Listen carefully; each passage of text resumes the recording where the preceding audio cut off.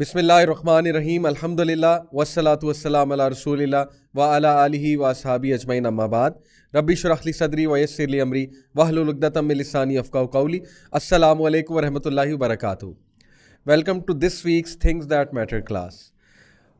जैसा कि आपको पता है कि हर वीक मैं एक यूनिक टॉपिक लेकर आता हूँ इस क्लास में, और माशाल्लाह it's really great news for me कि ये क्लास आप सबको बेनिफिट कर रही है। ये क्लास पर्सनली मुझे भी बहुत बेनिफिट कर रही है।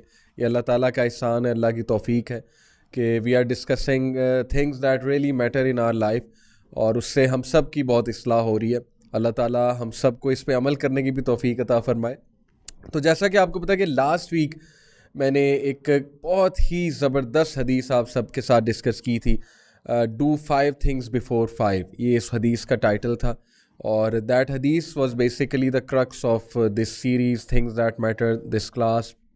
आज जो टॉपिक हम डिस्कस करने वाले, it is again so important, और ये चीज़ इतनी निगलेक्ट की जा रही है हमारी सोसाइटी में। इनफैक्ट हमारी एक प्रॉपर एजेंडा के साथ मैं कहूँगा, या एक प्रॉपर उसके साथ कह लें स्ट्रैटेजी के साथ हमारी जहन साजी की जा रही है टूवर्ड्स इग्नोरिंग दिस थिंग, और हमारी जहन साजी की जा रही है उस माइंडसेट की तरफ जो ज़ाहिर है एक वेस्टर्न माइंडसेट है, वेस्टर्न प्रिंसिपल्स पर मबनी है।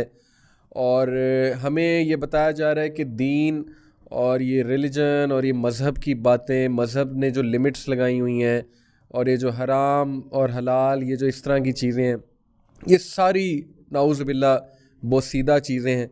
ये बोसीदा फ़लसफ़े हैं जो बहुत पुराने हो चुके हैं। मॉडर्न दौर है, 21वीं सदी है, साइंस का दौर है, मॉडर्निटी का दौर है, इंसान अब बहुत अक्लमंद हो चुका है। छोड़ो ये फ़लसफ़े, अब ये जो सोच आ रही है ना कि ये बोसीदा चीज़ें हैं और इंसान बहुत मॉडर्न हो चुका है, इंसान सुपरस्टिशन से निकल चुका है, और हम अभी तक सुपरस्टिशन में हैं, यानी मुसलमानों की तरफ इशारा है, प्रैक्टिसिंग मुस्लिम्स की तरफ इशारा है।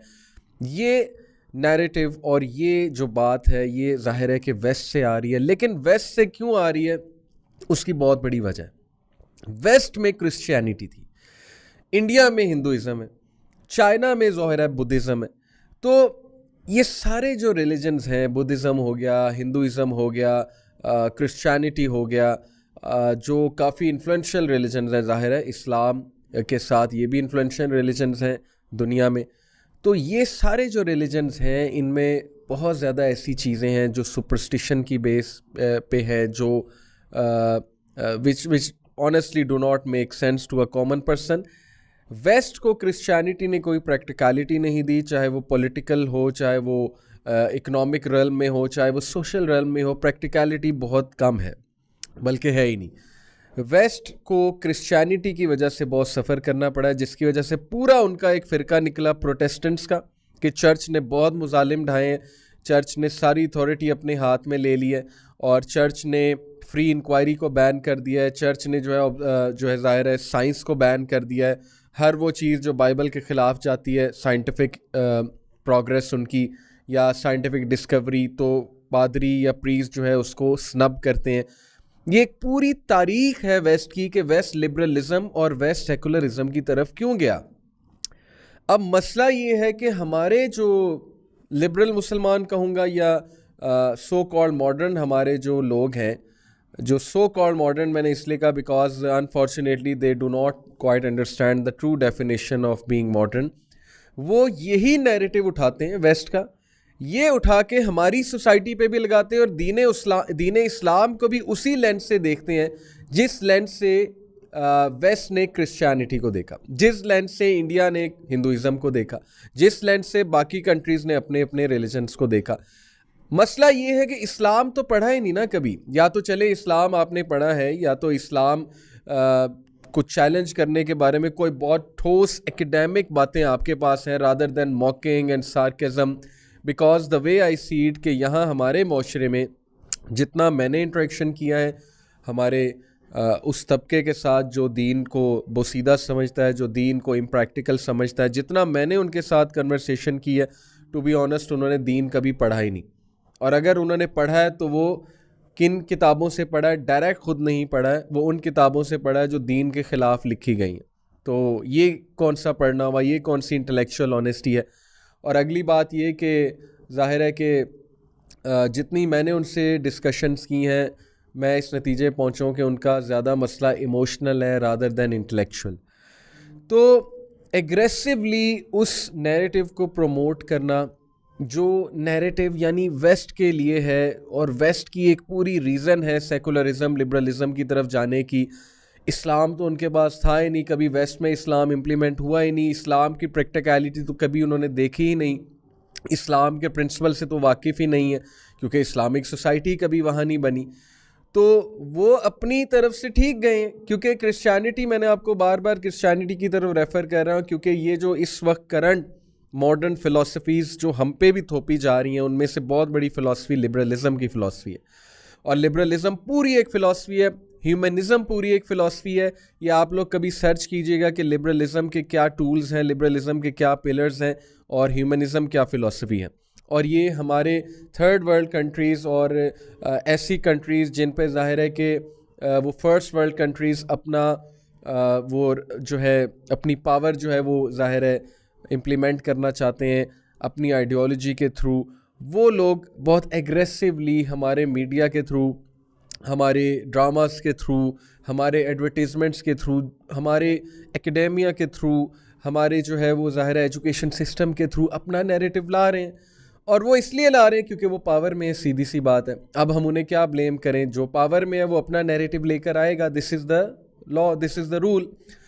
लेकिन अफसोस इस बात पे होता है कि हमारे जो मुसलमान हैं और हमारे जो स्टूडेंट्स हैं वो इतना ज़्यादा मरऊब हो चुके हैं, वो इतना ज़्यादा रोब में आ चुके हैं, इतनी औ में आ चुके हैं वेस्टर्न फ़िलासफ़र्स के, वेस्टर्न एकेडेमिया के, कि अगर कोई उनका अपना बंदा पाकिस्तानी कोई बात करेगा, चाहे वो दलील के साथ करे, चाहे वो बहुत अच्छे आर्गूमेंट दे, तो वो उसको शायद नलिफाई भी करेंगे, नेगेट भी करेंगे, टॉन्ट भी करेंगे, मॉक भी करेंगे, सार्केज़म की तरफ भी आएंगे।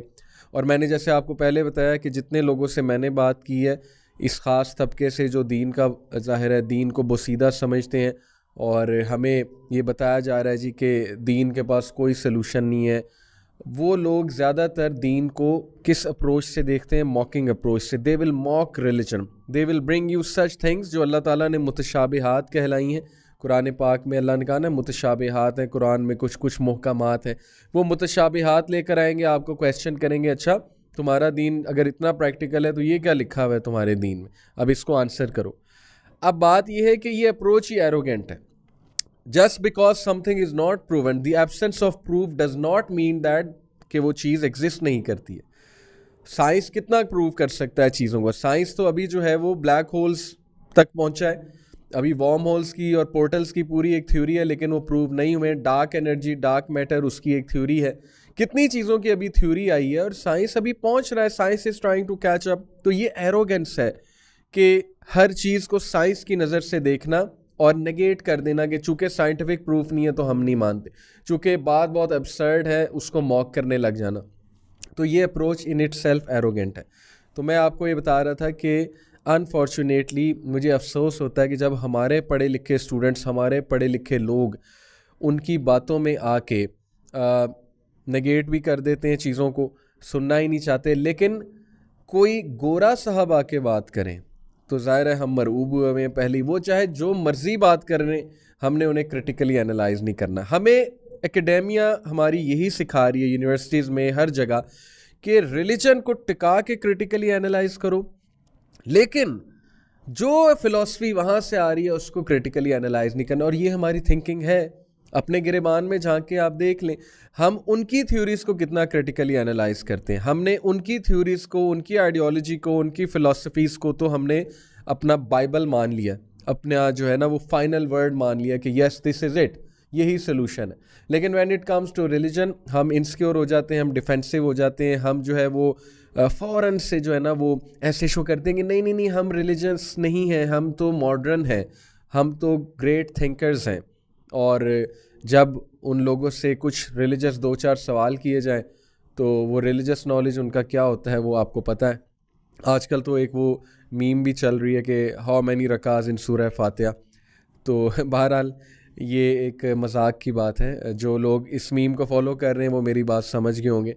तो ये सारी तमहीद मैंने इसलिए बांधी क्योंकि जो आज का टॉपिक है वो इस्लाम का एक ऐसा रुकन है, इस्लाम, दीन इस्लाम के जो ज़िंदगी का फ़लसफ़ा है उसका ऐसा पार्ट है कि अगर वो चीज़ हम इग्नोर करेंगे तो उसके बारे में इतनी स्ट्रिक्ट वार्निंग्स हैं कुरान और हदीस में कि इंसान दंग रह जाता है कि क्या ये चीज़ इतना मैटर करती है और क्या ये चीज़ इतनी सीरियस थी और हम इसे इग्नोर करते आ रहे हैं एज अ सोसाइटी। अब मैं सोसाइटी की बात करने लगा और वो चीज़ है अमर बिल मारूफ और नही अनिल मुनकर। That is the next in my list for things that matter. अमर बिल मारूफ और नही अनिल मुनकर का कॉन्सेप्ट क्या है? अमर बिल मारूफ मीन्स एन्जॉइनिंग गुड, नही अनिल मुनकर means forbidding wrong, forbidding evil. अब हमारे यहाँ जो फ़लसफ़ा पाया जाता है, अगर हम अपनी सोसाइटी का एक ओवरव्यू लें, हमारे यहाँ जो एक चीज़ प्रमोट की जा रही है वो लिबरलिज़म के थ्रू आ रही है। लिबरलिज़म को सर्च आउट करें, गूगल पे जाके सिंपल लिखें लिबरलिज़म, रीड इट कि लिबरलिज़म है क्या। Liberalism is based on two main principles. Number one, individualism, the importance of an individual, the importance of individual rights. Okay, number one, individualism. Number two, economic empowerment. ये आप search कर सकते हैं, ये philosophy है कि और फ्रेंच रेवोल्यूशन के बाद बेसिकली लिबरलिज़म की फ़िलासफ़ी आई है। मैंने आपको बताया ना, वो चर्च से तंग थे, क्रिश्चियनिटी से तंग थे, प्रीस्ट से तंग थे। ज़ाहिर है किंग जो था वो अपने रूल को, अपने डिक्टेटरशिप को सैंक्शन कर देता था रिलीजन के थ्रू कि मैं तो डिवाइन हूँ, चोज़न बाय क्राइस्ट हूँ, तो लोग ताकि मुझे क्वेश्चन ना करें। इसकी बहुत एक लंबी चौड़ी हिस्ट्री है कि वेस्ट क्यों सेकुलरिज्म लिबरलिज्म की तरफ गया। बहरहाल, इंडिविजुअलिज्म क्या है? इंडिविजुअलिज्म ये फ़िलासफ़ी है जिसमें कुछ अच्छी चीज़ें भी हैं। अगर आप पढ़ेंगे यू विल सी कि यस, ये तो अच्छी बात है, इंडिविजुअल राइट्स तो होने चाहिए, freedom of speech, freedom of thought, हर किसी को जीने का हक है। ये बातें तो सुनने में अच्छी लगती हैं, लेकिन असल में जो प्रॉब्लमेटिक बात वहाँ पे आती है इंडिविजुअलिज्म में वो ये आती है कि जब आप ये कहते हैं, देखें दो तरह की सोसाइटी ना, इंडिविजुअलिस्टिक सोसाइटी और कलेक्टिविस्ट सोसाइटी, दोनों का कंपैरिजन भी आप पढ़ सकते हैं इंटरनेट पे जाके कि कलेक्टिविस्ट सोसाइटी क्या होती है, इंडिविजुअलिस्टिक सोसाइटी क्या होती हैं। कलेक्टिविस्ट सोसाइटीज़ जो हैं वो एक दूसरे पे डिपेंड करते हैं, लोग एक दूसरे की हेल्प करते हैं, कोलैबोरेट करते हैं। जैसे इस्लामिक सोसाइटी कलेक्टिविस्ट है, कोलैबोरेशन का हुक्म है, नेबर के राइट्स है, नेबर के बारे में सोचना है, एक दूसरे को बुराई से रोकना है, अच्छाई का हुक्म देना है, सूरह अल असर की रोशनी में वतवस्सौ बिल हक़्क़ि वतवस्सौ बिस सब्र। जबकि individualistic society only focus on an individual, कि सेल्फ लव प्रमोट किया जाता है, सेल्फ के बारे में बात की जाती है, बहुत ज़्यादा extreme form of self awareness के बारे में बात की जाती है। इसीलिए हमारी सोच सेल्फ लव के हवाले से देखें किस तरह से क्रिएट की जा रही है। Every one is about their own self, क्योंकि हम पे वो फ़िलासफ़ी थोपी जा रही है, इंडिविजुअलिज्म की फ़िलासफ़ी थोपी जा रही है और हम बहुत तेज़ी से इस्लामिक फ़िलासफ़ी ऑफ लाइफ से दूर जा रहे हैं। इवन रिलीजियस लोग जो नमाज़ पढ़ते हैं, जो रोज़े रखते हैं, जो ज़कात देते हैं, वो प्रैक्टिस करते हैं, लेकिन इन रियलिटी आइडियोलॉजी में वो भी इंडिविजुअलिस्टिक है, वो भी लिबरलिज़म के इस जो है ना वो उस चीज़ की तरफ जा रहे हैं। तो मैं आपको बता रहा था कि इन शॉर्ट इंडिविजुअलिज़म का जो एक एस्पेक्ट जिससे हमें मसला है, और वो यही वाला मसला है कि इंडिविजुअल जो करना चाहे उसे कोई नहीं रोकेगा। ये बहुत बड़ा मसला है। ओके, ये क्यों मसला है? क्योंकि इंडिविजुअल अगर एक बीस्टली लाइफ भी जीना चाहे, इंडिविजुअल अगर सड़क पे खड़े होकर कुछ भी करना चाहे, कपड़ों के बगैर फिरना चाहे, कंसेंट के साथ सड़क पे अपनी गर्लफ्रेंड के साथ कुछ भी करना चाहे, अपने बॉयफ्रेंड के साथ कुछ भी करना चाहे, इंडिविजुअल अगर होमोसेक्सुअलिटी की तरफ जाना चाहे, अगर वो जो है ज़ाहिर है अपने सेम सेक्स पार्टनर के साथ शादी करना चाहता है, तो कोई उसे नहीं रोकेगा according to liberalism, progressive liberalism. ये है वो सोच कि माइंड योर ओन बिजनेस, तुम्हें क्या भाई, करने दो जो वो करता है, what ever that person wants, तुम्हारा क्या इसमें जा रहा है? ठीक है ना, एक बंदा खुश है और वो खुशी में कर रहा है, ये तो what's your problem, what's your issue. और ये हमारे स्टूडेंट्स का, मैं आपको बड़ी ज़िम्मेदारी के साथ बता रहा हूँ, मैंने जितने पढ़े लिखे, सो कॉल्ड पढ़े लिखे हमारे जो लोग हैं उनके साथ इंटरेक्ट किया, वो बहुत तेज़ी के साथ इस सोच के कायल हो रहे हैं। किस सोच के? कि माइंड योर ओन बिजनेस, हमें कोई ज़रूरत नहीं है किसी को रोकने की, हमें कोई ज़रूरत नहीं है किसी पे एतराज़ करने की, जो कर रहा है उसे करने दो। ओके, और वो समझते हैं कि ये चीज़ मॉडर्निटी है, ये चीज़ बेसिकली ओपन माइंडेडनेस है, और ये चीज़ बेसिकली एक प्रूफ है कि आप बहुत पढ़े लिखे हैं, because you are minding your own business. अब on the other hand that doesn't mean कि हम हर एक का जाके जो है वो सारी कलम कर दें, क्योंकि यही एक व्यू होता है ना दीनी लोग के बारे में जी कि ये तो बहुत एक्सट्रीमिस्ट हैं, ये तो जी ये भी हराम कहते हैं वो भी हराम कहते हैं। तो मैं वो एडवोकेट नहीं कर रहा फ़िलहाल, ना ही वो मैं करूँगा कभी, क्योंकि that is totally extremism obviously. मैं असल में ये बात कर रहा हूँ कि there is a moderate path, एक दरमियानी राह है, और वो दरमियानी राह की इंशाल्लाह हम इस पूरी एपिसोड में हम बात करने वाले हैं। तो हमारी सोसाइटी में ये सोच इतनी तेज़ी से परवान चढ़ रही है, हमारे यंग जनरेशन में specially, mind your own business वाली, कि भाई अगर मेरे साथ बैठ के एक बंदा टू बी ऑनेस्ट ड्रग्स कर रहा है, चरस पी रहा है, तो why should I care, why should I stop that person, उसकी लाइफ है, उसे करने दो। अगर मेरे सामने एक बंदा कोई भी ऐसी हरकत कर रहा है जो इस्लामिक वैल्यूज़ के ख़िलाफ़ है, तो सो व्हाट, करने दो। ये चीज़ हमारा अनफॉर्चुनेटली इतना खूबसूरत हमारा फैमिली स्ट्रक्चर था, जहाँ पे बड़ों की बात सुनी जाती थी, एक ख़ानदान में बड़े बुज़ुर्ग होते थे, नेक लोग होते थे, वो आते जाते बड़े प्यार से ऐसे जुमले कहते थे, मिसाल के तौर पे बच्चियों को कि बेटी मेहमान आने लगे, सर पे दुपट्टा ले लो, बेटी अपनी चेस्ट कवर कर लो, बेटी जो है इस तरह ना बैठो, इस तरह बैठो, मतलब बड़े प्यार से, ये नहीं कि बड़े डांट के साथ और उस पर थोप रहे हैं चीज़, जिस तरह से एक्चुअली डराया जाता है ना कि हम पे दीन थोपा जाता है, ऐसी कोई बात नहीं है। ये आप वो लोग जिनका एक फैमिली स्ट्रक्चर है वो मेरी बात समझ रहे हैं, जो ख़ानदानी लोग हैं, कि मैं क्या कहना चाह रहा हूँ कि ख़ानदानी स्ट्रक्चर कितना खूबसूरत है पाकिस्तान में। और वो बुज़ुर्ग इसी तरह लड़के को समझाना कि पुत्र ज़रा डिसेंट एक्ट कर ख़ातून के सामने, और छोटी छोटी बात पे समझाना कि किस तरह बात करना है, किस तरह गुफ्तगू करनी है, वगैरह वगैरह। तो ये सारी चीज़ें, आपको क्या लगता है कि जिस तेज़ी से हमारे माइंडसेट्स तब्दील किए जा रहे हैं, हमें इंडिविजुअलिस्टिक बनाया जा रहा है, हमें उस वे ऑफ लाइफ की तरफ जा रहा है कि अकेले रहो, कोई ज़रूरत नहीं है किसी के साथ रहने की, ये इंटरफेरेंस नहीं करनी, यानी एक तो है ना कि फैमिली में उस तरह की इंटरफेरेंस करना जो नुकसानदेह है, उसके तो मैं भी ख़िलाफ़ हूँ, और इस पे हमने कई बार बात भी की है। हमने इस पे फेमिनिज़म का एक शो किया, उसमें कितना ज़्यादा इस तरह की इंटरफेरेंस को कंडेम किया जिससे ज़िंदगियां बर्बाद होती।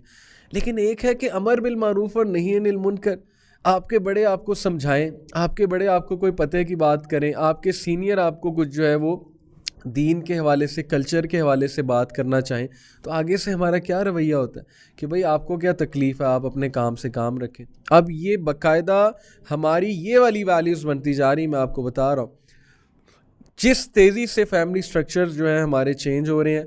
और बहुत मुझे दुख होता है कि अब पता नहीं वो वाले बुज़ुर्ग ये बच्चे देख पाएंगे कि नहीं देख पाएंगे, जो बुज़ुर्ग हमने अपनी फैमिलीज़ में देखे, जो नज़र रखने वाले थे, जो हमें डिट्रैक ना, हम थोड़ा सा डिट्रैक होते थे समझा देते थे, प्यार से थपकी दे देते थे, प्यार से एक नसीहत कर देते थे। पता नहीं अब इस जनरेशन का क्या बनने वाला है। they think कि they are all self sufficient, they think कि they can do anything, they can take any decision, they can do whatever they want। तो ये बहुत मुझे एक दुख से कहना पड़ रहा है कि हमारे लोगों की और हम सब की सोच बड़ी तेज़ी से तब्दील हो रही है इस एस्पेक्ट के हवाले से, और इस पे बात होनी चाहिए।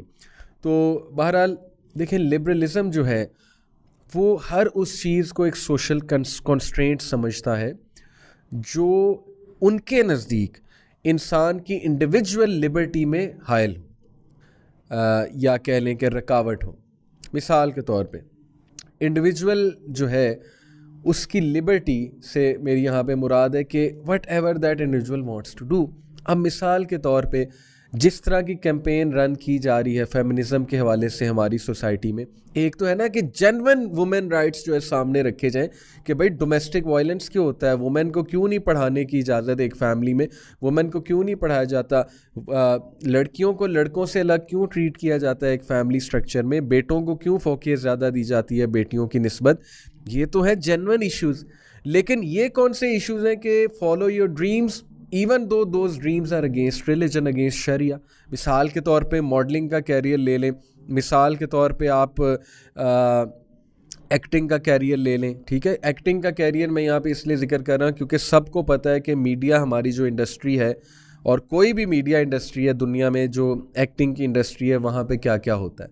तो ये इसलिए स्पेसिफिकली मैंने मेंशन किया, ऐसे कैरियर्स जो कम्प्लीटली शरिया के ख़िलाफ़ है, अल्लाह रसूल की टीचिंग्स के ख़िलाफ़ है।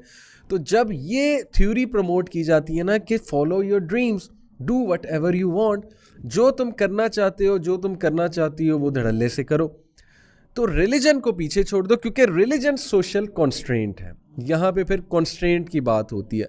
तो लिबरलिज्म हर उस चीज़ को कॉन्स्ट्रेंट कहता है, हर उस चीज़ को रुकावट कहता है जो इंडिविजुअल की लिबर्टी में जो है वो रुकावट होती है। अब हमारी यूथ, आप उनसे दीन की बात करके देख लें, आप थोड़ा सा उनको हलाल व हराम बताने की कोशिश करें और फिर देखें कि वो किस तरह गुस्से से रिएक्ट करते हैं। ये मैं बड़ी बड़ी यूनिवर्सिटीज़ की बात कर रहा हूँ जहाँ एक ख़ास तबका है इस जहनीत का, जो कायल हो चुके हैं इस जहनीत के। हम उसका काउंटर बता रहे हैं, ओके। हम एकेडमिक काउंटर इंशाल्लाह इस एपिसोड में डिस्कस करेंगे कि वाई आई बिलीव कि this is something which will lead us to destruction and it is actually leading us to destruction। ये मैं नहीं कहता है, बड़े बड़े फिलोसफर्स कहते हैं कि ये जो प्लेजर प्रिंसिपल है ना, कि इंडिविजुअल लिबर्टी में आप इतना आगे चले जाते हैं कि आप कहते हैं कि I can do whatever I want, I can chase whatever I want and I can adopt any career I want and no one should be there to stop me. Why this philosophy of individual pleasure is very harmful not only for the individual but for the society as well। हमारा concern भाई ये है कि society तबाह ना हो जाए, क्योंकि इसी सोसाइटी में हमारे बच्चों ने जाना है, इसी सोसाइटी में हमने जाना है, इसी सोसाइटी को ऑब्जर्व करना है, इसी सोसाइटी से लर्न करना है हमारी जनरेशन्स ने। तो कहीं ऐसा ना हो कि चंद लोग की उस डिज़ायर फॉलो करने की वजह से और सो कॉल्ड इंडिविजुअल लिबर्टी की फ़िलासफ़ी की वजह से बाकी लोग ख़राब ना हो जाएं। असल में तो ये कंसर्न है ना, बात तो यहाँ पर आती है सारी की सारी कि we are all on the same boat, और अगर बोट में थोड़ा सा भी शगाफ आ गया तो सारे डूबेंगे, एक दो बंदे नहीं डूबेंगे।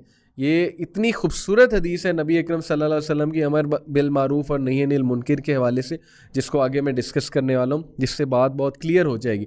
तो इसलिए ये जो सारे नारे मेरा जिस्म मेरी मर्ज़ी, ऑल दो इस पे बहुत सफाई देते हैं कि नहीं, इससे मुराद ये है कि जी औरत का जिस्म है तो उसकी डिसीजन मेकिंग होनी चाहिए, उस पर डोमेस्टिक वायलेंस नहीं होना चाहिए, उसको प्रेगनेंसीज आफ्टर प्रेगनेंसी कॉज नहीं करनी चाहिए।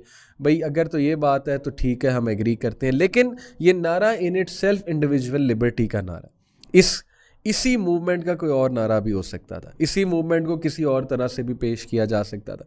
ये मेरा जिस्म मेरी मर्जी, ये तो कॉपीड नारा है, माई बॉडी माई राइट। आप ये सर्च करके देख लें कहाँ से कॉपीड शुदा है।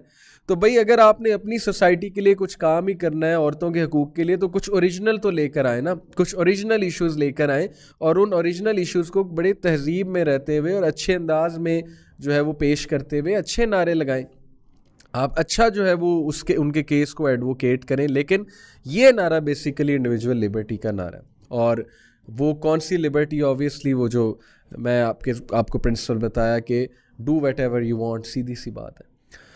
और ऐसी वेबसाइट्स हैं, ऐसी एवेन्यूज़ हैं हमारे मीडिया में जो हमारे स्टूडेंट्स का, हमारे एकेडेमिया का, हमारे पढ़े लिखे लोगों का बहुत तेज़ी से माइंड चेंज कर रहे हैं। इसलिए बीवेयर ब्रदर्स एंड सिस्टर्स, अल्लाह और उसके रसूल आपके साथ सबसे ज़्यादा सिंसेयर हैं।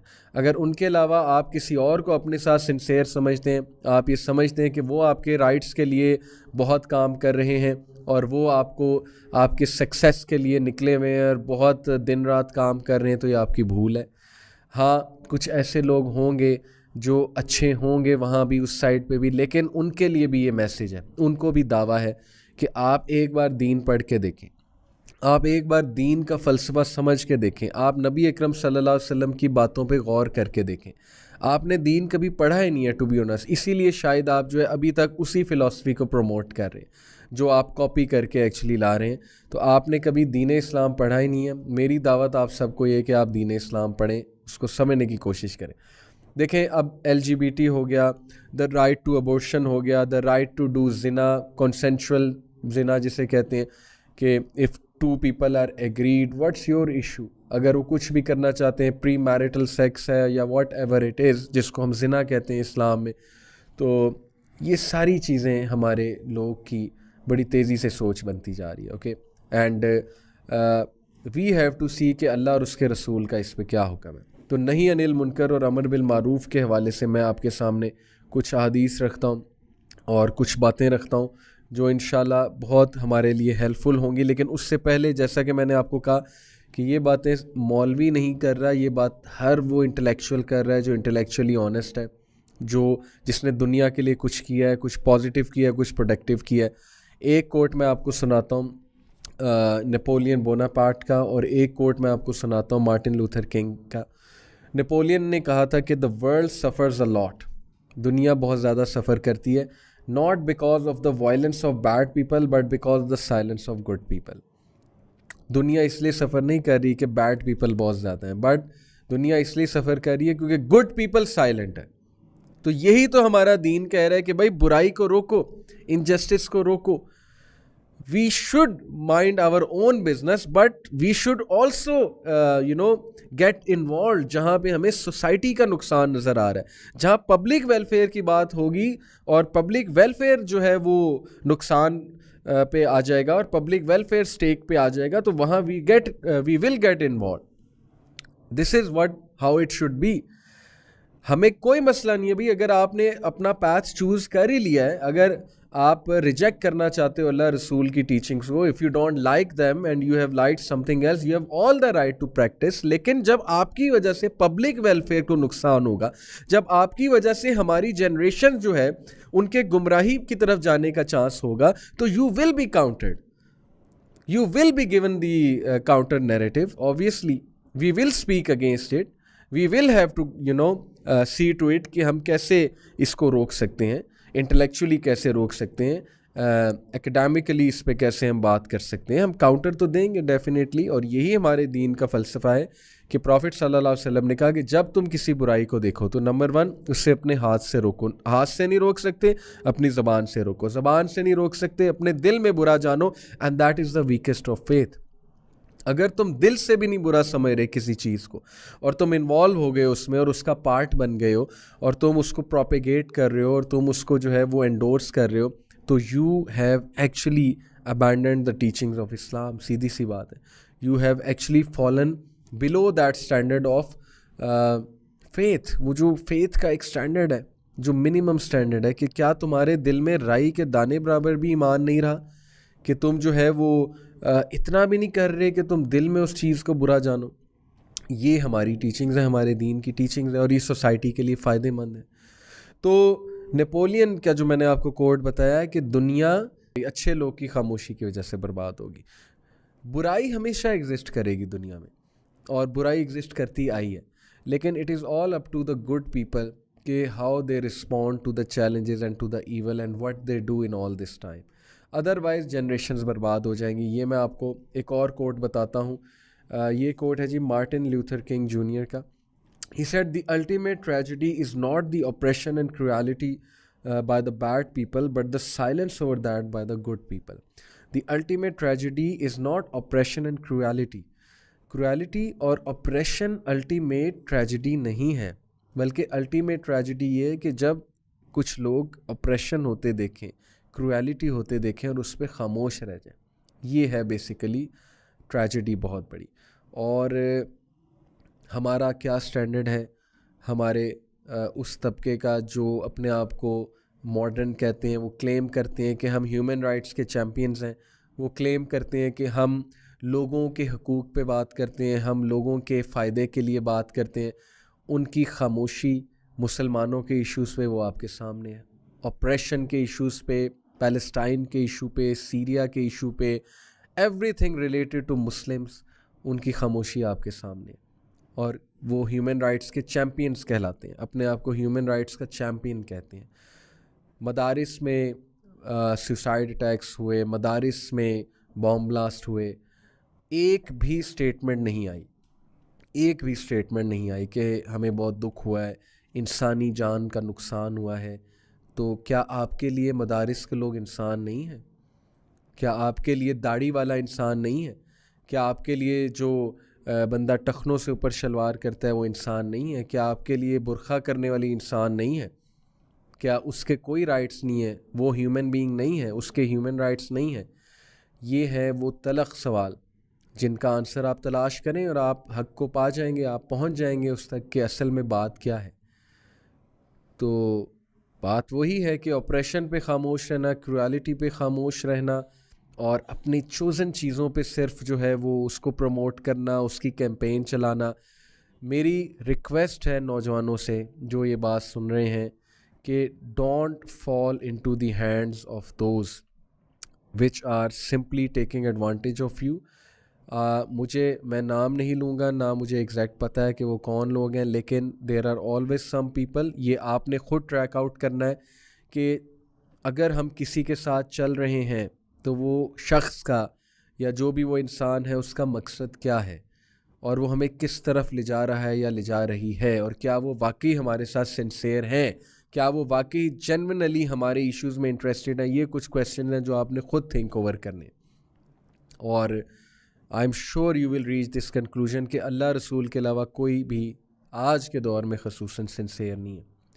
इसलिए जो बातें मैं यहाँ पे करने वाला हूँ वो सुनने में तलख लग सकती हैं, बट अल्टीमेटली वही सलूशन है, अल्टीमेटली वही असल बात है। और वो बात क्या है, मैं आपके सामने इससे पहले कि हदीस की तरफ आऊँ, विल ड्यूरेंट का भी एक कोट सुनाना चाहूँगा। विल ड्यूरेंट एक अमेरिकन फ़िलासफ़र हैं, हाईली रिस्पेक्टेड हैं एकेडेमिया में। उनका कोट है, so I should say that civilizations begin with religion and stoicism. Stoic, ये सर्च करें आप, STOIC, and stoicism STOICISM। ये ग्रीक स्कूल ऑफ थाट है, एक डिसिप्लिन का, और जाहिर है कि it is a school of thought of controlling desires. उसने कहा कि सिविलाइजेशंस स्टार्ट होती हैं रिलीजन से एंड स्टोइसिज्म से, and they and with scepticism and unbelief. और रिलीजन्स एंड और सिविलाइजेशंस एंड होती हैं, तबाह होती हैं, जब स्केप्टिसिज्म डेवलप होता है, अनबिलीफ डेवलप होता है और प्लेजर प्रिंसिपल की तरफ आती हैं civilization, and the undisciplined pursuit of individual pleasure. Civilizations कब बर्बाद होती हैं? जब एक अनडिसिप्लिन्ड परस्यूट होता है इंडिविजुअल प्लेजर का। क्या आप अपनी तहजीब को, क्या आप अपने घराने को, क्या आप अपनी लाइफ को तबाह करना चाहते हैं? अगर तो करना चाहते हैं तो बस फिर ठीक है, फिर इसी फ़लसफ़े पे चलें। इंडिविजुअल लिबर्टी, कौन सी वाली लिबर्टी हो मैं शुरू में एक्सप्लेन कर चुका हूँ। अगर आप तबाही चाहते हैं तो फिर बस ठीक है, इस फ़लसफ़े पे चल कर देख लें कि I can do whatever I want and no one should dare stop me and no one can tell me anything. Okay, तो आप देखेंगे कि आपकी फैमिली स्ट्रक्चर, फिर आपका फैमिली स्ट्रक्चर कहाँ जाएगा, आपकी अपनी लाइव्स में क्या क्योस होगा, और एज ए होल हम सोसाइटी कहाँ पे स्टैंड करेंगे। और वो वेस्ट में तो बहुत अच्छे से हमें नज़र आ रहा है, लेकिन हमारी आंखें बंद हैं। हमें ऊंची ऊंची बिल्डिंग्स नज़र आती हैं, हमें साइंटिफिक प्रोग्रेस नज़र आती है, हमें उनकी प्रोफेशनल एथिक्स नज़र आते हैं, उनके प्रोफेशनल एथिक्स मैं इसलिए कह रहा हूँ because in west everything is for a purpose, everything, हर चीज़ किसी मकसद के लिए है। अगर एथिक्स हैं तो वो प्रोफेशनल एथिक्स हैं, वो इसलिए नहीं है अल्लाह के लिए, अल्लाह को खुश करने के लिए, वो इसलिए है कि because that's how the society is design, that's how you know. और ये अच्छी बात है, मैं इसमें कोई वो नहीं कह रहा, क्रिटिसाइज़ नहीं कर रहा। देखें, मैंने कई बार इन चीज़ों की तारीफ़ की है। Scientific progress, well and good. Psychology में, सोशोलॉजी में प्रोग्रेस, वेल एंड गुड। बहुत सी इन्वेंशंस की, गुड। मटीरियल प्रोग्रेस की, गुड। लेकिन why are you turning a blind eye to the social problems over there? Why are you turning a blind eye to what's happening over there? कभी social issues तो उठा कर देखें waste के, आपको पता लग जाएगा कि उनकी सोसाइटी भी कितना सफ़र कर रही है इस वक्त। और वहाँ पे सुसाइड्स और डिप्रेशन और साइकोलॉजिकल डिसऑर्डर्स, डिवोर्स और क्या क्या प्रेवलेंट नहीं है वहाँ पे। डोमेस्टिक वायलेंस वहाँ पे प्रेवलेंट नहीं है, वहाँ के अपने इश्यूज़ हैं। तो हमारा मैसेज यूनिवर्सल है, कुरान का मैसेज यूनिवर्सल है, अल्लाह रसूल का मैसेज यूनिवर्सल है। और वो यूनिवर्सल मैसेज ये कि अगर तुम इंडिविजुअल प्लेजर को परसू करोगे, और अगर तुम एज ए सोसाइटी अमर बिल मारूफ और नहीं अनिल मुनकर नहीं करोगे, तो फिर तुम बहुत दूर चले जाओगे, तबाही की तरफ चले जाओगे, और वो हम देख रहे हैं, नज़र आ रहा है। तो मूविंग ऑन क्विकली मैं आपको कुछ हदीस बताता हूँ in order to tell the importance of अमर बिल मारूफ एंड नही अनिल मुनकर। सबसे पहले तो अल्लाह ताला ने सूरह आल इमरान में कहा, chapter 3 verse 104, let there arise from you a nation inviting to good, enjoining what is right and forbidding what is wrong, and those will be successful। बाकायदा हुक्म है ये मुसलमान को, अमर बिल मारूफ करो, नहीं अनिल मुनकर करो, बुराई को देखो, उसे रोको, अच्छाई का हुक्म दो। This is how society is build, this is how people become successful. Then फिर एक आयत है सूरह आल इमरान की, चैप्टर 3 वर्स 110, अल्लाह ताला कहते हैं, कुंतुम खैरा उम्मतिन उखरिजत लिन्नास तामुरूना बिल मारूफी व तनहूना अनिल मुनकर व तुमिनूना बिल्लाह, you are the best people evolve for mankind because you enjoin what is good and forbid what is wrong and you believe in Allah. हमारा बेस्ट होना किस लिए है? क्योंकि हम इंजॉइन करते हैं गुड को और फॉरबिड करते हैं रॉन्ग को। This makes us the best of generations. When Allah is calling someone best of generation, then they must be best of generation। लेकिन क्या हम ये कर रहे हैं? क्या हमने अमर बिल मारूफ और नही अनिल मुनकर जो है कहीं हम उससे फिर तो नहीं गए? ये एक बहुत बड़ा बिग क्वेश्चन है। और फिर कुरान में कई ऐसी आयत हैं, जैसे सूरह तौबा की चैप्टर नंबर 9 वर्स 71 में अल्लाह कहते हैं, the believing men and believing women are allies of one another, they enjoin what is right and forbid what is wrong, and they establish prayer and give charity and obey Allah and his messenger, Allah will have mercy upon them। ये chapter 9 verse 71 है कि मोमिन मर्द और औरतें वो एक दूसरे के एलाइज हैं। एलाइज से मुराद है हेल्पर्स हैं। दे enjoin what is good, they forbid what is wrong। अकेले नहीं अनिल मुनकर और अमर बिल मारूफ का कॉन्सेप्ट आया है कि जब तुम अपने भाई को, अपनी बहन को कुछ बुरा काम करते देखो तो उसको रोको, उसको समझाओ। लेकिन ये रोकना और ये समझाना, इसका एक तरीका है, और वो तरीका क्या है मैं क्विकली आपको बताता हूँ कि स्कॉलर्स के नज़दीक जब भी आपने अमर बिल मारूफ और नहीं अनिल मुनकर करना है तो उसकी 3 कंडीशन है कि that should be done based on knowledge, number 2 based on gentleness, number 3 based on patience. Knowledge के साथ करना है। अगर नॉलेज नहीं है तो आप फंस जाएंगे। आप किस बेसिस पे उसको स्टॉप कर रहे हैं? Okay, number 1 knowledge, number 2 gentleness. Gentleness यानी कि पुलिस नहीं बन जाना, हराम पुलिस नहीं बन जाना, जेंटलनेस शो करनी है, मुखलिसपन नज़र आना चाहिए, सिंसेरिटी नज़र आनी चाहिए कि यार ये बंदा सिंसेयर है, कंसर्न है मेरे बारे में, जान के नहीं कर रहा है, मुझे नीचा दिखाने के लिए नहीं कर रहा है। अनफॉर्चुनेटली हम दूसरों को नीचा दिखाने के लिए करेक्ट करते हैं, हम उनमें जो है कीड़े निकालते हैं बैठ के। हमें ये नॉलेज ही नहीं है कि अमर बिल मारूफ और नही अनिल मुनकर असल में करना कैसे है। मिसाल के तौर पे अगर मेरे सामने एक यंगस्टर आएगा और वो 5 वक्त की नमाज़, क्या वो तो जुम्मा भी नहीं पढ़ता है, और मैं उसके कानों में ईयरपॉड्स देखूंगा और वो गाने सुनते देखूंगा, तो मैं पहली बात अगर उसे ये कह दूंगा कि भाई साहब म्यूज़िक हराम है, आप ना सुना करें, तो आई थिंक कि वो नेक्स्ट टाइम मेरे पास नहीं आएगा। मैं उसका म्यूज़िक छुड़वा के क्या करूँगा, जबकि वो अल्लाह रसूल को ही नहीं जानता। अभी तो उसको तारुफ ही नहीं है अल्लाह का, रसूल का, उसको तो पर्पज़ ऑफ लाइफ ही नहीं पता है, तो नमाज़ों का कॉन्सेप्ट ही उसको कोई नहीं है। हज़रत आयशा रज़ियल्लाहु अन्हा की ये बात याद रखें, ये बिल्कुल सही रवायत है कि हज़रत आयशा रज़ियल्लाहु अन्हा ने कहा कि अल्लाह के नबी सल्लल्लाहु अलैहि वसल्लम अगर हमें शुरू में हराम की तरगीब ज़्यादा करते तो हमसे भी ना शायद छोड़ा जाता। ये सहाबा की बात हो रही है, और अल्लाह के नबी सल्लल्लाहु अलैहि वसल्लम ने पूरी एक शख्सियत साजी की है उनकी, उनके दिल में अल्लाह का डर डाला है, उनको मोटिवेट किया है, उनमें उनके दिल में अल्लाह से मोहब्बत डाली, और फिर जाके उन्होंने जो है वो हराम जो है वो ज़ाहिर है कि बतदरीज जिस तरह से एक हराम आया, शराब स्टेजेस में हराम हुई है। इसका ये मतलब नहीं कि आज के दौर में शराब स्टेजेस में हराम होगी, ये ऐसी कोई बात नहीं है। मैं बताना ये चाह रहा हूँ कि सहाबा के लिए अलग अहकामात इसलिए थे क्योंकि वो सोसाइटी ऐसी थी, और ज़ाहिर है कि इससे ये साबित होता है कि बहुत देख के किसी से बात करनी चाहिए। और इस हवाले से मैं आपको इब्ने मसूद रज़ियल्लाहु अन्हु का एक बड़ा ज़बरदस्त कोट जो है वो सुनाता हूँ। ये इमाम अहमद बिन हम्बल ने रिपोर्ट किया हुआ है। Ahmad bin Hanbal reported, the companions of Ibn Masud, may Allah be pleased with him, रज़ियल्लाहु अन्हु, if they pass by people from whom they saw something they disapproved, they would say, जब भी इब्ने मसूद रज़ियल्लाहु अन्हु के कंपेनियंस कहीं से गुजरते थे और वो किसी को वो काम करते देखते थे जो वो डिसअप्रूव करे, यानी हराम काम या गलत गुफ्तगू और वट एवर इट वॉज, तो वो क्या कहते थे? Take it easy, may Allah have mercy on you. वो ये नहीं कहते थे हराम हराम, stop it, get out of here, okay, और तुम बहुत गलत कर रहे हो। कितने खूबसूरत अल्फाज हैं। Look at the gentleness, look at the kindness, look at the concern, take it easy brother, I know it's getting hard on you, life is very hard, okay, may Allah have mercy on you, रहिमकुमुल्लाह, Allah ताला तुम पे रहम करे। दुआया कलिमात, हमारा क्या रवैया है वो आपके सामने। तो इसलिए अमर बिल मारूफ नही अनिल मुनकर तो करना है, लेकिन उसका नॉलेज भी होना चाहिए, एटिकेट्स भी होने चाहिए, जेंटलनेस भी होनी चाहिए। और तीसरी चीज़ मैंने जो आपको बताई थी, नंबर 1 नॉलेज के साथ करना है, नंबर 2 जेंटलनेस के साथ करना है, नंबर 3 पेशेंस के साथ करना है। नॉलेज ज़रूरी इसलिए क्योंकि अमर बिल मारूफ और नही अनिल मुनकर का अगर आपको नॉलेज नहीं होगा एक मैटर का, आप समझाएंगे क्या अगले को, ठीक है, कल को कहीं शर्मिंदा ना हो जाए कि कोई गलत बात समझा दी है। Number 2 gentleness, it is during that process, कि जब कर रहे हो तो जेंटलनेस, और पेशेंस है आफ्टर दैट, क्योंकि हो सकता है आपकी बात ना माने, हो सकता है वो आपको शन कर दे, हो सकता है वो कहे अपने काम से काम रखो।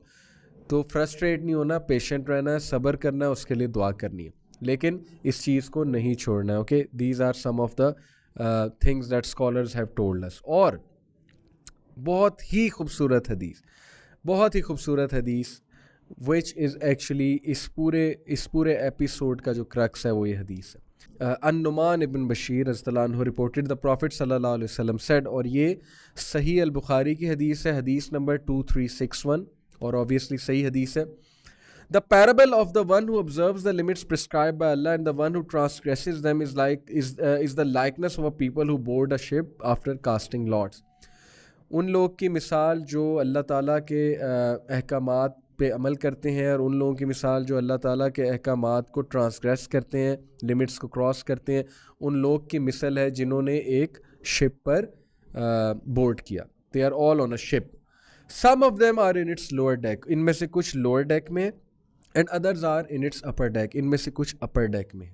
Those in the lower deck when they need water go to the upper deck and say, lower deck वाले जब उन्हें पानी की ज़रूरत होती है तो वो ऊपर वाले डेक में जाते हैं और कहते हैं, if we make a hole in the bottom of the ship we will not harm you. सुबहान अल्लाह, check out the example given by रसूलुल्लाह सल्लल्लाहु अलैहि वसल्लम, कि अगर हम नीचे शिप में एक होल क्रिएट कर लें तो तुम्हें तो कोई हार्म नहीं होगा ना, हम तुम्हें हार्म नहीं कर रहे, हम बस नीचे एक होल क्रिएट कर रहे हैं, हमें पानी चाहिए। If those in the upper deck leave them to carry out their plan, they will all be drowned. But if they stop them, they will all be safe. क्या बात है। अगर ये बात भी किसी को समझ नहीं आई, अभी भी समझ नहीं आई, तो फिर उसकी अकल का क्या मामला है। अल्लाह ताला हम सब पे रहम फरमाए। अल्लाह के नबी सल्लल्लाहु अलैहि वसल्लम ने इतनी जामे मिसाल पेश की है कि तुम सब एक कश्ती के मुसाफिर हो, एक शिप के मुसाफिर हो। अब नीचे वाली जो डेक है उसके लोग अगर ये कहें जी कि हमें पानी चाहिए, इसलिए हम एक होल क्रिएट करने लगे, लेकिन तुम्हें कोई हार्म नहीं होगा, हम कौन सा तुम्हारे पार्ट में होल क्रिएट कर रहे हैं, हम तो अपने पार्ट में होल क्रिएट कर रहे हैं, हम तो तुम्हें कुछ कह भी नहीं रहे। लेकिन अगर ऊपर वाले मान लेंगे और कहेंगे हाँ हाँ करो, हमें कौन सा तुम हार्म कर रहे हो, तो सारे डूब जाएंगे, शिप ड्राउन हो जाएगा। और अगर ऊपर वाले रोक देंगे तो सारे बच जाएंगे। ये है फ़लसफ़ा अमर बिल मारूफ और नही अनिल मुनकर का। हम क्यों रोकते हैं किसी को बुराई से? क्योंकि हम सब मारे जाएंगे। अल्लाह के बंदों, तुम्हारी हरकतों की वजह से कुछ तो मतलब एक सोशल रिस्पॉन्सिबिलिटी होती है ना। ये जिन सेलिब्रिटीज़ को हम फॉलो करते हैं, क्या सोशल रिस्पॉन्सिबिलिटी है इनकी? कभी इन्होंने एहसास किया है? ये जो व्लॉगर्स हैं जो पैसे कमा रहे हैं यूट्यूब पे बैठ के, क्या उन्होंने कभी सोशल रिस्पॉन्सिबिलिटी का एहसास किया है कि हमारी वजह से बच्चे बर्बाद हो रहे हैं, हमारी वजह से बच्चों की लैंग्वेज ख़राब हो रही है, हमारी वजह से बच्चों गालियाँ सीख रहे हैं, बच्चे एक दूसरे को रोस्ट करना सीख रहे हैं, उस्ताद की इज़्ज़त करना जो है वो छोड़ रहे हैं, माँ बाप से बदतमीज़ियाँ सीख रहे हैं। क्या उन्होंने कभी सोशल रिस्पॉन्सिबिलिटी का एहसास किया है? सब की तबाही है भाई, सीधी सी बात है। आपकी वजह से बाकी भी मारे जाएंगे, तो हम क्यों आप पे बात ना करें, हम क्यों आपको काउंटर ना दें, हम क्यों आपको ना समझाएं, हम क्यों आपको सिंसेरिटी से ना रोकें, ताकि ये शिप हमारा डाउन ना हो जाए, हमारी पूरी सोसाइटी डाउन ना हो जाए। आप LGBT को सपोर्ट करना चाहते हैं, करें, बंद कमरे में जाके करें। आप LGBT खुद करना चाहते हैं, अगर आपको लगता है कि वो चीज़ ठीक है, भाई इस तरह से ना करें कि हमारे भी बच्चे कल को बर्बाद हों। आपने हराम चूज़ कर लिया है तो सो बी इट, लेकिन जब आप सोसाइटी में आएंगे, जब आप एडवोकेट करेंगे किसी भी ऐसी चीज़ को which according to religion, according to वही तबाहकुन चीज़ है, तो आपको रोका जाएगा, आपको काउंटर किया जाएगा, आपके बारे में बात की जाएगी। कल को हमने अपनी जनरेशन्स को बचाना है, बिकॉज वी बिलीव कि उसके बहुत ज़्यादा हार्म्स हैं। सीधी सी बात है। ओके, तो ये है असल में बात कि जब हम सारे एक कश्ती में हैं, एक शिप में हैं, एक सोसाइटी में हैं, we don't want evil and immorality to spread, as simple as that. और अगर स्प्रेड करेगा तो हमें रोकना है, हमें अच्छाई का हुक्म देना है, हमें बुराई को रोकना है। लेकिन कैसे रोकना है, वो 3 स्टेप्स मैंने आपको बताया, नॉलेज, जेंटलनेस एंड पेशेंस। ये चीज़ सीखने वाली बात है। और लास्टली, अगर हम ऐसा नहीं करेंगे तो उसकी वार्निंग क्या है। ये कोई छोटी बात नहीं है कि आपने तर्क कर दिया अमर बिल मारूफ और नही अनिल मुनकर। अगर आप अपने दोस्त को कोई गलत काम करते देखें और उसको दिल में भी बुरा ना जाने, तो फिर आप मुसलमान कहलाने के लायक नहीं है। मैं ये नहीं कह रहा खुदा न खास्ता बंदा काफिर हो जाता है, लेकिन आप में राई के दाने बराबर भी जो है वो ईमान नहीं है कि आपने दिल में भी उसको बुरा नहीं जाना और आप उसके साथ शरीक हो रहे हैं और आप अपने आप को मॉडर्न समझ रहे हैं, लिबरल समझ रहे हैं कि मैं बहुत बड़ा मॉडर्न हूँ। और भाई वेस्ट कैपिटलिज्म का मज़ा चख के, इस प्रोग्रेसिव लिबरलिज्म का मज़ा चख के अब स्पिरिचुअलिटी की तरफ आ रहा है और हम लोग अब उस तरफ जा रहे हैं, तबाही की तरफ जा रहे हैं। वो लोग ने डिप्रेशन का मज़ा चख लिया है कि इसमें निरी डिप्रेशन है इस वे ऑफ लाइफ में। Individual pleasure only takes you to the pursuit, the undisciplined pursuit of individual pleasure only takes you to depression. ये देख लिया उन्होंने और अब वो स्पिरिचुअलिटी पे बात करने लग गए हैं। सर्च इट आउट के टेड की टॉक्स क्या हो रही हैं, रिलीजन को रीविजिट किया जा रहा है, स्पिरिचुअलिटी को रीविजिट किया जा रहा है। और हम उनसे 10-12 साल, अभी 20 साल पीछे हैं। हम अभी कहते हैं कि नहीं, हमने उनकी वो पुरानी चीज़ें फॉलो करनी है जिन्होंने उनको तबाह कर दिया, उनकी सोसाइटी को तबाह किया। सोसाइटी में क्यों लेकर आए उनकी, वो उनके कल्चर को तबाह कर दिया उन चीज़ों ने, और अब वो उसको रीविजिट कर रहे हैं, अपनी फ़िलासफ़ीज़ को, अपनी आइडियोलॉजीज़ को। ये आप सर्च करके देख लें। तो अगर हम नहीं अभी भी सोचेंगे इस पे, अमर बिल मारूफ और नही अनिल मुनकर पे, तो फिर उसके बारे में मैं आपको कुरान मजीद की आयत सुना देता हूँ। इससे पहले एक हदीस एक और मैं ऐड कर दूँ, बिकॉज दिस हदीस इज़ वंडरफुल यंगस्टर्स के लिए। नबी अकरम सल्लल्लाहु अलैहि वसल्लम ने कहा, beware of sitting in the roads पर बैठने से गुरेज करो, यानी ऐसे इलाकों से जहाँ लोगों का आना जाना बहुत ज़्यादा है। They said, O messenger of अल्लाह, we have nowhere else to sit and talk. हम कहाँ बैठे फिर? सो द प्रॉफिट सल्लल्लाहु अलैहि वसल्लम said, if you insist then give the road its right. अगर तुम बैठना ही चाहते हो तो रोड को उसके हकूक दो। तो सहाबा ने कहा कि क्या है राइट्स रोड के या रसूल अल्लाह?